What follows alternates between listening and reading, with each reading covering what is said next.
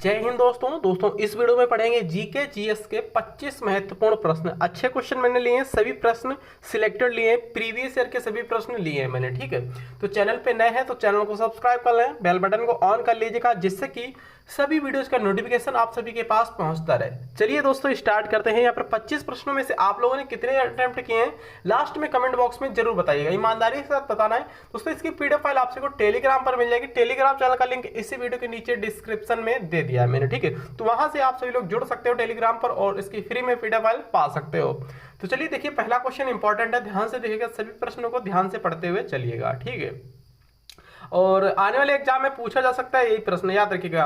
हमारे यहाँ पर क्या चल रहा है, हिंदी के क्वेश्चन चलाए जा रहे हैं और जीके के क्वेश्चन चलाए जा रहे हैं, तो दोनों जीके और हिंदी के क्वेश्चन आपसे लोग कंप्लीट करते हुए चलेगा। डेली क्लासेस आ रही है तो डेली क्लासेस में जुड़ना मत भूलिएगा, आप लोग रेगुलर क्लासेस लिए तभी कुछ हो पाएगा। तो चलिए देखिए, पहला क्वेश्चन क्या बनना है, देखिए इंपॉर्टेंट है, अच्छा क्वेश्चन ये है, काली मिट्टी मुख्यतः किस फसल के साथ संबंधित है, या फिर पूछा जाएगा काली मिट्टी का संबंध ये काली मिट्टी मुख्यतः किस फसल से संबंधित है, बताइएगा आप लोग। कपास, ईख, चाय या फिर कॉफी, बताइए आप लोग।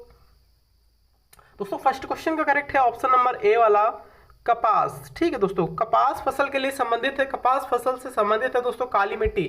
काली मिट्टी मुख्यतः किस फसल के साथ संबंधित है, कपास, याद रखेंगे, ए करेक्ट है। अगला क्वेश्चन ध्यान से देखिएगा,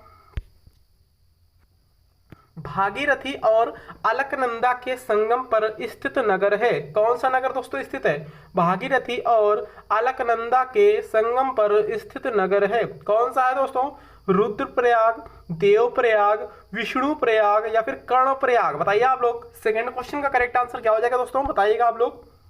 तो भागीरथी और अलकनंदा के संगम पर स्थित नगर दोस्तों आपका देवप्रयाग है। ठीक है, याद रखेंगे, correct answer option number B वाला। ये सभी दोस्तों प्रश्न किसी न किसी एग्जाम में पूछे गए हैं। ठीक है, ऑल इंडिया लेवल का सभी टेस्ट चल रहा है, कोई से भी एग्जाम की तैयारी कर रहे हो दोस्तों तो उसके लिए महत्वपूर्ण प्रश्न है ये।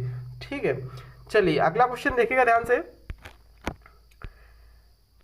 निम्नलिखित में से कौन सी राजनीतिक अधिकार नहीं है दोस्तों, कौन सा राजनीतिक अधिकार इसमें से नहीं है, मत देने का अधिकार, जीवन का अधिकार, चुनाव लड़ने का अधिकार या फिर सरकार के अधिशासी निकायों के पास शिकायत करने का अधिकार। दोस्तों थर्ड क्वेश्चन का करेक्ट है इसका ऑप्शन नंबर बी वाला, जीवन का अधिकार। ये दोस्तों राजनीतिक अधिकार नहीं है, याद रखेंगे, करेक्ट आंसर है ऑप्शन नंबर बी वाला। दोस्तों फिलहाल करेक्ट है option number B.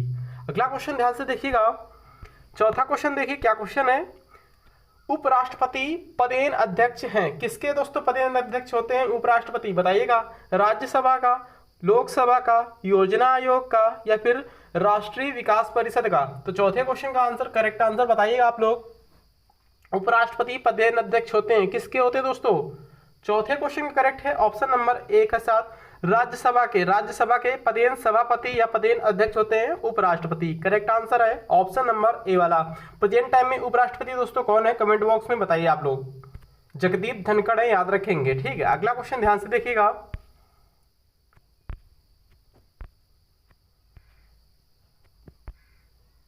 Gandhi ji की सबसे महत्वपूर्ण शिक्षाएं निम्नलिखित में से कौन सी हैं दोस्तों, सत्य, अहिंसा, धर्म, सत्याग्रह, बताइएगा आप लोग। सही कूट कीजिए यहाँ पर, केवल 1 और 3, केवल 1 और 2, केवल 2 और 4, केवल 1, 2 और 3।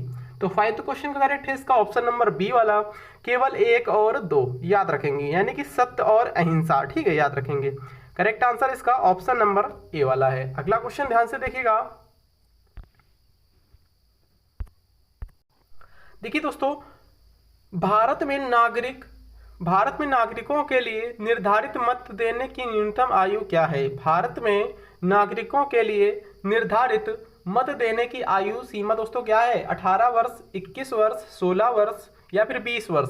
सिक्स क्वेश्चन का दोस्तों करेक्ट है इसका क्या, सिक्स का राइट है ऑप्शन नंबर ए वाला, सभी को पता होना चाहिए, ऑप्शन नंबर ए है। ठीक है, 61वां संविधान संशोधन करके यहाँ पर 21 वर्ष से घटाकर 18 वर्ष इसकी न्यूनतम आयु कर दी गई मत देने की, पहले 21 वर्ष हुआ करती थी, याद रखिएगा। 61वां संविधान संशोधन किया गया था, उसके तहत यहाँ पर 18 वर्ष घटाकर 21 से घटाकर 18 वर्ष कर दी गई थी।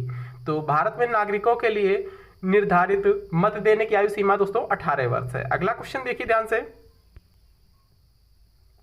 निम्नलिखित में से कौन सा अधिकार अभी भारतीय संविधान द्वारा एक मौलिक अधिकार के रूप में नहीं दिया गया है दोस्तों, ऐसा कौन सा अधिकार है दोस्तों चार ऑप्शन में से जो मौलिक अधिकार की श्रेणी में नहीं आता है? बताइए आप लोग। समता का अधिकार, स्वतंत्रता का अधिकार, संपत्ति का अधिकार, या फिर शोषण के प्रति अधिकार, या फिर शोषण के विरुद्ध अधिकार? बताइए आप लोग। सातवें क्वेश्चन का करेक्ट है ऑप्शन नंबर सी वाला, संपत्ति का अधिकार। दोस्तों ये कानूनी अधिकार हो गया, याद रखिएगा। ऑप्शन नंबर दोस्तों इसका सी सही जवाब हो जाएगा। नेक्स्ट क्वेश्चन देखिए ध्यान से।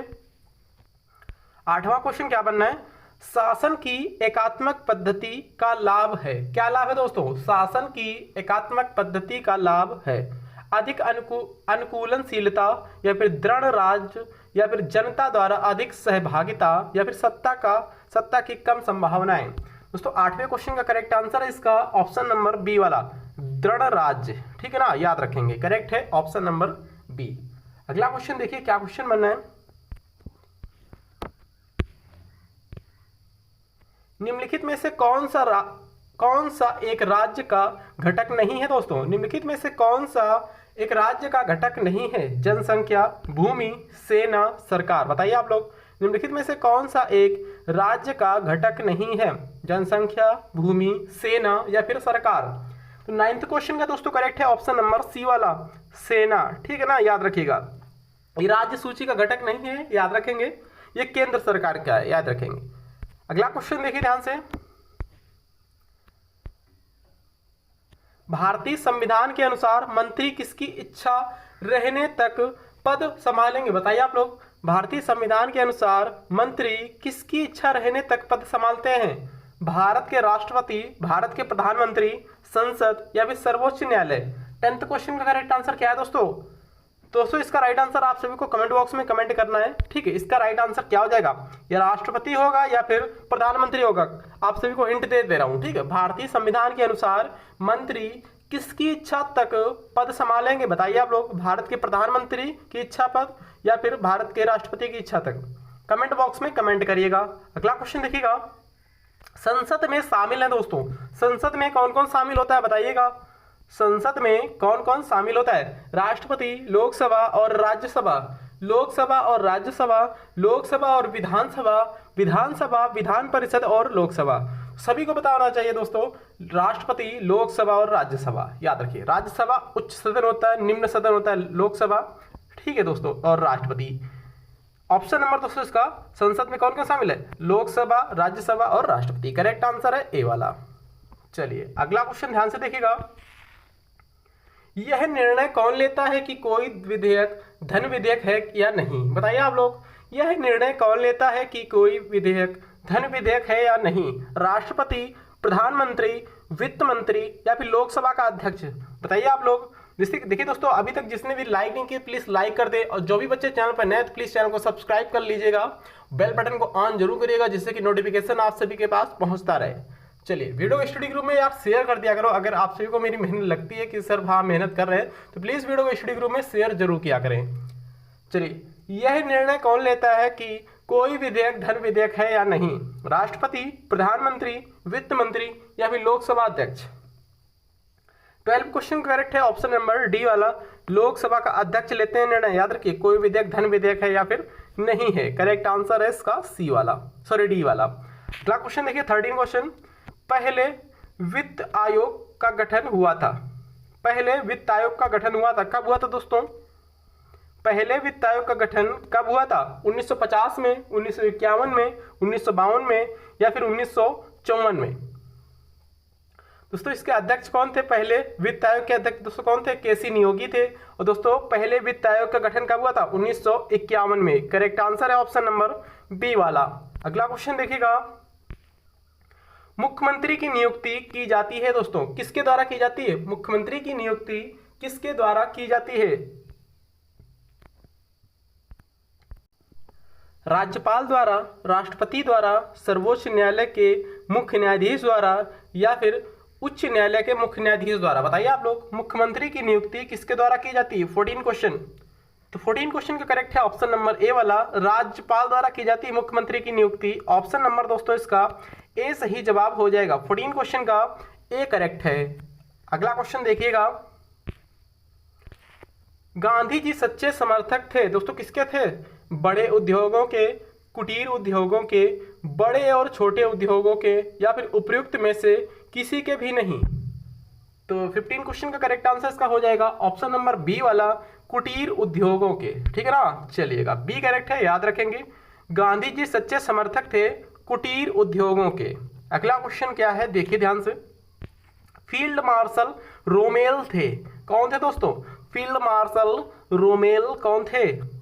जर्मन के थे, ये कहाँ के थे? फ्रांसीसी थे, अमेरिकन थे या फिर ब्रिटिश थे? फील्ड मार्शल रोमेल कौन थे, कहाँ के थे? 16 का करेक्ट है ए वाला, जर्मन के थे, याद रखेंगे। ए करेक्ट आंसर इसका हो जाएगा। ध्यान से देखिए नेक्स्ट क्वेश्चन क्या बनना है। दिल्ली का सुल्तान जो भारत में नहरों के सबसे बड़े नेटवर्क के निर्माण के लिए प्रसिद्ध है, बताइए कौन था वह, कौन प्रसिद्ध था? दिल्ली का सुल्तान जो भारत में नहरों के सबसे बड़े नेटवर्क के निर्माण के लिए प्रसिद्ध था। इल्तुतमिश, गयासुद्दीन तुगलक, फिरोज शाह तुगलक या फिर सिकंदर लोदी। दोस्तों करेक्ट आंसर इसका 17 क्वेश्चन का ऑप्शन नंबर सी वाला, फिरोज शाह तुगलक था वह, याद रखिएगा। दिल्ली का सुल्तान जो भारत में नहरों के सबसे बड़े नेटवर्क के निर्माण के लिए प्रसिद्ध था वह फिरोज तुगलक था। करेक्ट आंसर है सी वाला। नेक्स्ट क्वेश्चन देखिए 18 क्वेश्चन। निम्नलिखित में से कौन सा तारा पृथ्वी के सबसे निकट है दोस्तों? कौन सा तारा है जो पृथ्वी के सबसे निकट है? ध्रुव तारा, अल्फा सेंचुरी, सूर्य या फिर ऑरियस। तो 18वें क्वेश्चन करेक्ट है ऑप्शन नंबर सी वाला, सूर्य। सूर्य दोस्तों तारा है जो कि पृथ्वी के बिल्कुल नजदीक है, याद रखेंगे। भारत का कौन सा राज्य केसर का सबसे बड़ा उत्पादक है दोस्तों? भारत का कौन सा राज्य केसर का सबसे बड़ा उत्पादक है? जम्मू और कश्मीर, केरल, बिहार या फिर असम। तो 19 क्वेश्चन का दोस्तों करेक्ट है इसका ऑप्शन नंबर ए वाला, जम्मू और कश्मीर। ठीक है ना, याद रखेंगे। भारत का कौन सा राज्य दोस्तों ऐसा है जो केसर का सबसे बड़ा उत्पादक राज्य है? वो जम्मू और कश्मीर है, याद रखेंगे। 20 क्वेश्चन ध्यान से देखिएगा।